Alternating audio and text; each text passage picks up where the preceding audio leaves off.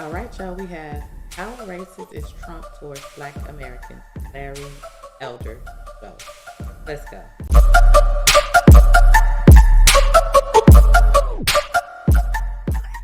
What is good, y'all? This girl Queen Berry coming to y'all with yet another reaction. Y'all suggested I check this out, so that's what I'm doing for y'all today.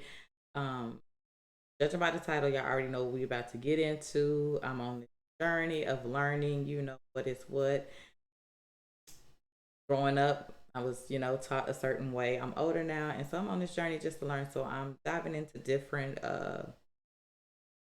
people that y'all are suggesting I check out.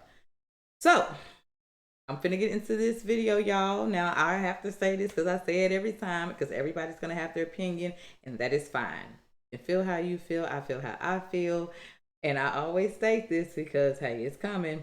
We can agree to disagree to agree. We can disagree. However, as long as it's like, I respect how you feel, respect how I feel. And that's just the bottom line that is it. Everybody's not going to agree with everybody. We all gonna have our differences on how we feel about certain subjects and certain topics and things.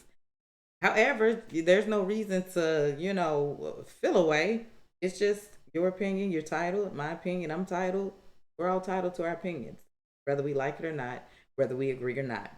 So, with that being said, y'all, I'm about to dive in and get what I can out of this. Hopefully, y'all can get what you need to get out of it. And at the end, drop your comments below how you feel. I'm definitely going to state how I feel. Let's get into it. It is beyond dispute, right? Water's wet, sky is blue. Donald Trump is a card-carrying, bona fide racist, right? The President of the United States is a racist. His own words leave absolutely no doubt about that. What he is saying is not racially charged. It is flat out racist. And this, of course, makes his supporters racist, right? But for people who look like me, other minorities, women who have been, well, let's just leave this to race. This president has said and done so many insensitive and bigoted and racist things that if you support him, people like me want to understand why you ignored so much. To just be grossly generalistic, you could put half of Trump's supporters into what I call the basket of deplorables. Right? The racist, sexist, homophobic, xenophobic, Islamophobic, you name it. But black unemployment, historical lows. I think the economy is doing absolutely great, and it's particularly reaching into populations that heretofore have had very bad problems in terms of jobs, unemployment, and... Now on this, I just have to say right now, in reality,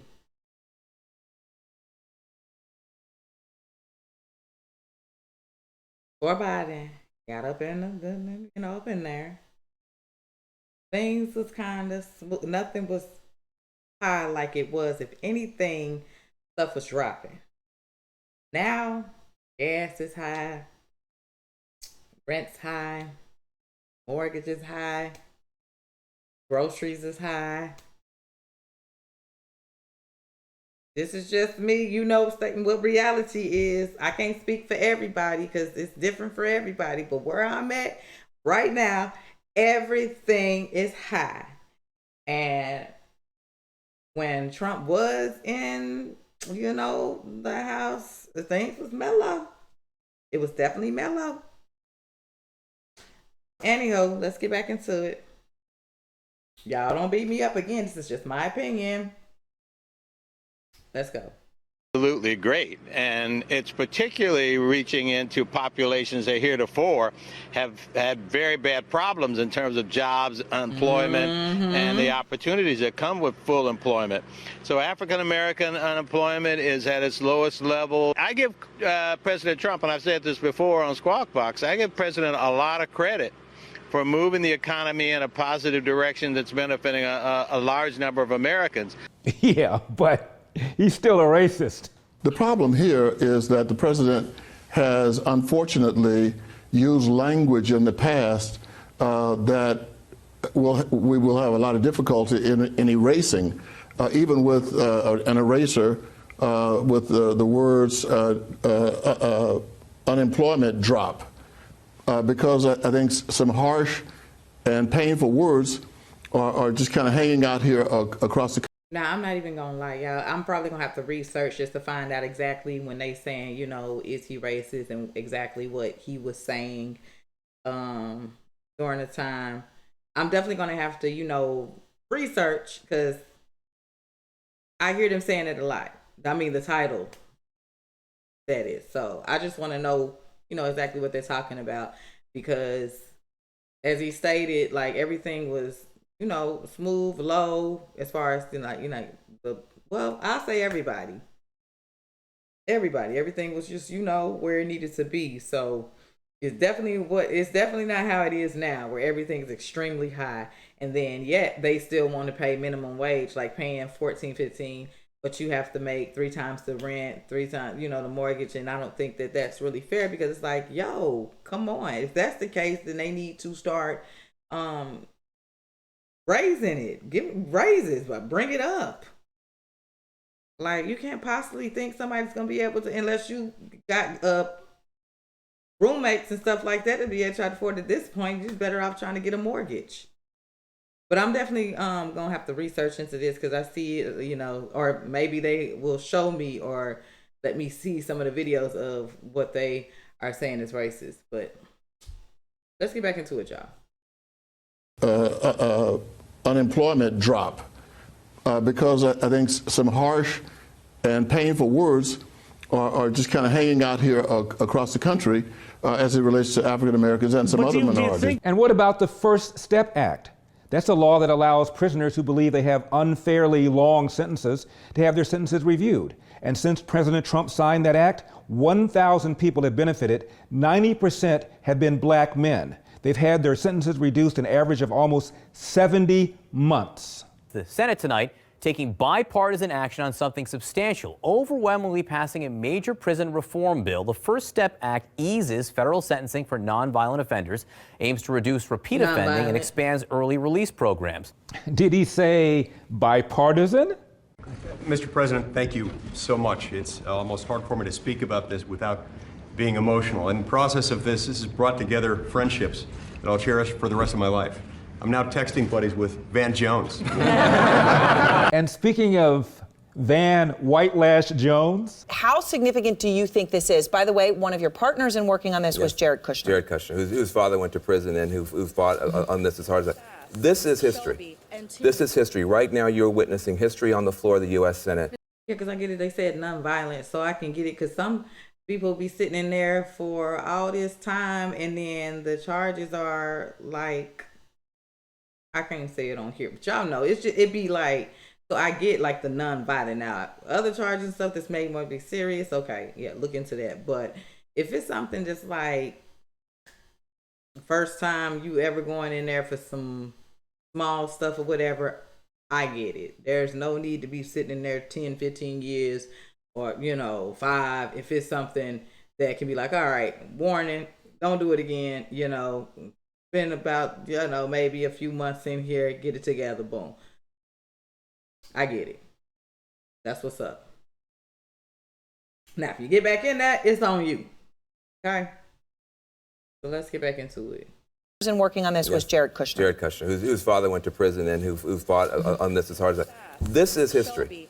This is history. Right now, you're witnessing history on the floor of the U.S. Senate. There's a Christmas miracle underway where, for the first time in a generation, Republicans and Democrats are arm in arm tonight saying, we are sending too many people to prison. They're coming out bitter and not better. We want to make a tremendous difference. I want to say Hakeem Jeffries on the left, Jared Kushner, and Donald Trump on the right have brought together a coalition like I've never seen. And what about Trump's Music Modernization Act? Something that, again, President Obama didn't even do. President Donald Trump today moved the music industry into the 21st century. He signed the Music Modernization Act, legalizing the landmark copyright reform for songwriters. The goal is to ensure songwriters receive pay for the products that they produce when you're listening to them on streaming services.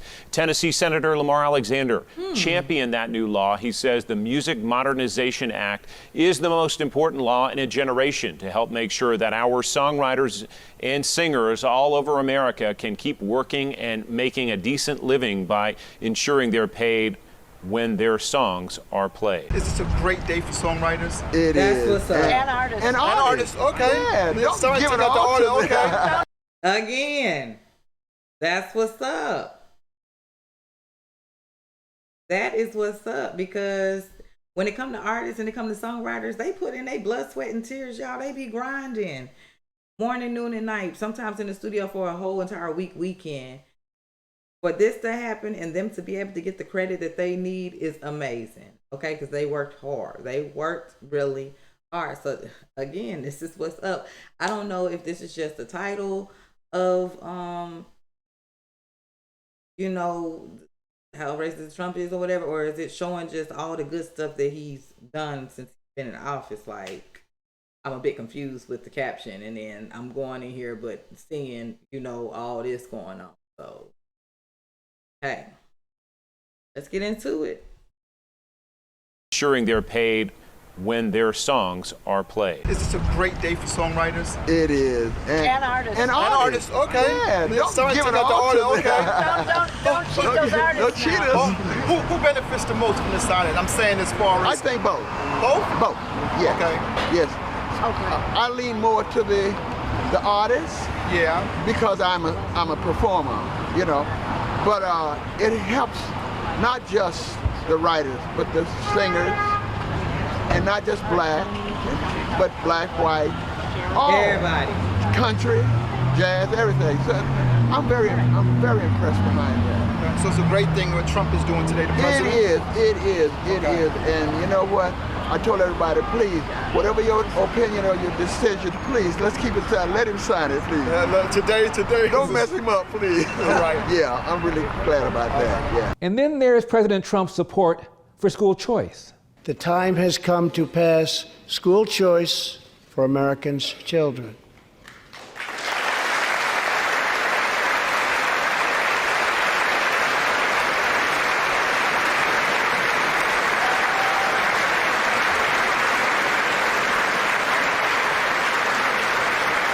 So on the campaign trail, Trump didn't talk much about K-12 policy, but when he did, he talked about school choice. And Betsy DeVos is a longtime school choice advocate. Well, I believe that the family, that parents are the primary educator for their child or their children. And we have, to a large extent, removed a lot of that ability to direct and control by forcing way too many families to assign schools based on where they live. Now, choice in education is something that blacks and browns want. Guess who doesn't want it? White Dems, you know, who would never put their own kids in an urban school in a million years. Now, the proposal that I brought forth on education ends all private charter schools in this country. If I'm president, Betsy DeVos's whole notion from charter schools to this are gone. We won't have the same choice that you make for your kids, because I read that your children went to private school. No, my children went to public school. But we even if it was public school, it probably was the best public school. I can't pack up and say I'm leaving Hyde Park and going to Germantown. That's our suburban area, because I can't afford it. Mm-hmm. My daughter can't afford it. I understand. So we want to make what we got great, whether it's charter or traditional. And really, public schools are charter in where I come from, and we make parents know that charter schools are public schools too. So let me just say, I appreciate nothing more than how much you care about your children and your grandchildren and getting them educated, and that's all I want to do.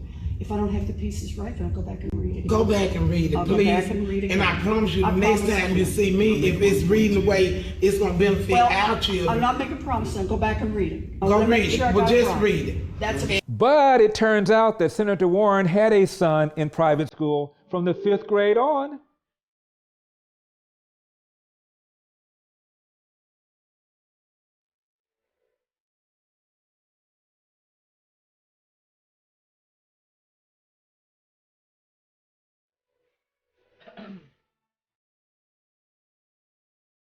But let's move on. What about illegal immigration? And what does that have to do with blacks? Now we must implement an immigration system that will allow our citizens to prosper for generations to come. Today we are presenting a clear contrast. Democrats are proposing open borders, lower wages, and frankly, lawless chaos. We are proposing an immigration plan that puts the jobs, wages, and safety of American workers first. A steady stream of people showing up at the building behind me. We're told 150 applicants in the first 3 hours of this job fair with about 30 minutes left to go. Cook Foods has not said how many people they're looking to hire, but the folks that we spoke with said they're definitely ready to go to work. Cook is just one of several chicken processing companies to get raided by ICE agents last week, with 680 workers detained for possible immigration violations. Peter Kirsanow is a friend I've known some 40 years. He's a longtime member of the U.S. Civil Rights Commission. Professor Briggs testified before the Civil Rights Commission. We had a whole host of people testifying before the Civil Rights Commission. The one cohort, the one demographic in the United States of America most harmed, most palpably harmed by illegal immigration are black Americans. And politicians, open borders politicians know this. They know this because there have been numerous hearings before Congress on this. I've testified in a number of these hearings. George Borjas has testified in a number of these hearings. Stephen Camarada has testified, and we've presented all of this evidence, all of this data, that the pernicious effect of illegal immigration, of open borders, has had on black Americans in terms of employment. Nearly 1 million fewer blacks work today because of the competition from illegal immigration than otherwise would be the case if we had a secure border. And it also depresses wage rates by a tune of $1,800 a year. George Borjas estimates that the depressive effects of illegal immigration on wages is anywhere from $99 billion to $118 billion annually, cumulatively, but it has the most significant effect on the black community. And did I mention Trump's expansion of so-called enterprise zones that will benefit the inner city? It's a big day. Yes, sir. Thank you. In a few moments, I will sign an executive order launching a new White House opportunity. This is a very big thing that Tim and I and everybody have been working on for a long time. And Revitalization Council. This council will coordinate efforts across the entire federal government to deliver jobs, investment, and growth to the communities that need it the most. And then there's the commutation of the sentence of Alice Johnson, given a long sentence for a non-violent drug offense, and the pardoning of Jack Johnson, the first black heavyweight champion who was busted for a crime involving the transportation of a woman across state lines for purposes of sex. It was a BS charge just designed to nail him, and President Trump once again did something Obama did not do, and that is to pardon Jack Johnson. A great-grandmother gets a second chance at freedom after President Trump commutes her life sentence. Alice Marie Johnson served 21 years for a nonviolent first-time drug charge, but a serious charge of drug trafficking and money laundering. Her story caught the eye of Kim Kardashian West, who made a personal plea for the release to President Trump last week. Johnson shared an emotional reunion with her family after walking out of an Alabama prison yesterday. They are the folks who had been lobbying for this pardon for years now. Johnson was the first African-American heavyweight champ. And in what was seen by many as a racial injustice, Johnson was convicted of a crime back in 1913. That crime was transporting a white woman across state lines. He died in 1946. Senator John McCain, former Senate Majority Leader Harry Reid had also been pushing Johnson's case for years. But again, President Trump has posthumously pardoned Jack Johnson. And did I mention that Trump is up spending on historically black colleges and universities by 14%? Education has the power to uplift. It has the power to transform, and perhaps most important, education has the power to create greater equality and justice in our lives. That part. That's why today I'm thrilled to be signing an executive order to recognize the importance of historically black college and universities. Very important. They have played such an important role in achieving progress for African Americans and in our nation's march for justice. HBCUs have been really pillars of the African American community for more than 150 years. Amazing job. And a grand and enduring symbol of America at its absolute best. And I congratulate you all to say that. Finally, a word or two about President Trump's support for law enforcement. Now, what does that have to do with black and brown people living in the inner city? Well, consider the Ferguson effect. That is what happens when officers are falsely accused of racism, as happened after Ferguson. Cops pulled back and crime went up. And guess who got disproportionately hurt by that crime? Black and brown people. Well, the Ferguson effect is the twin phenomenon of officers backing off of proactive policing and the resulting increase in crime. Last year, we had the largest one-year increase in homicide in nearly a half century. The vast majority of the victims of that homicide increase have been black.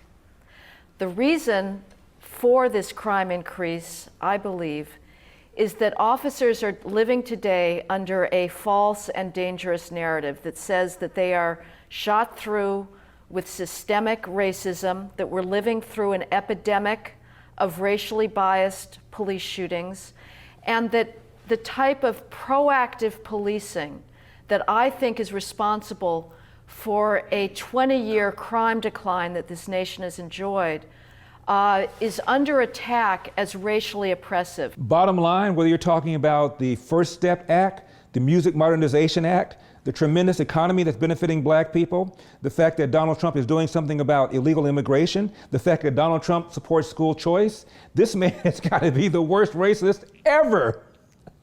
I think white people that like black people, y'all should get some sort of wristband, a hand stamp, or something.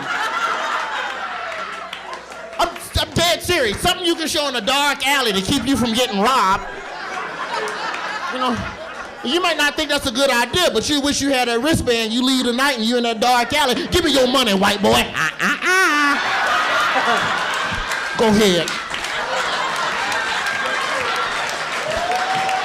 Let her through. She got the wristband. Let her through, Chucky. So, where's Donald Trump's wristband? I'm Larry Elder, and this has been The Larry Elder Show. I'll see you next time.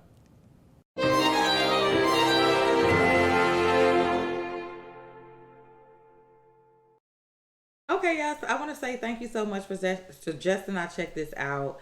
You will have like a different look at Trump when you watch what he just showed, you know, me. Like, and then he stated like he's got to be, you know, a heck of a racist because, I mean, he's done a lot, I must say. And I have to fault myself because, you know, I don't follow along once, you know, they get in and they do all these different changes or whatnot. But since I've been learning and been on this journey, I'm starting to pay attention, you know, to more and more stuff that I once didn't really even look into.